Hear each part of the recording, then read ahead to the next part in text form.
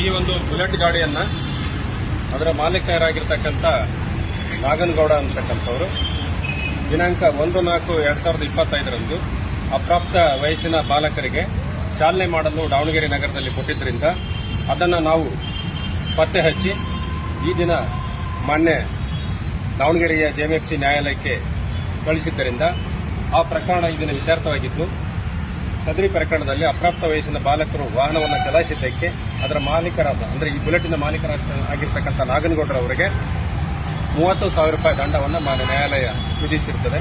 ಹಾಗಾಗಿ ಯಾವುದೇ ವಾಹನದ ಮಾಲೀಕರುಗಳು ತಮ್ಮ ವಾಹನವನ್ನು ಅಪ್ರಾಪ್ತ ವಯಸ್ಸಿನ ಬಾಲಕರಿಗೆ ಚಾಲನೆ ಮಾಡಲು ಕೊಡಬಾರದು.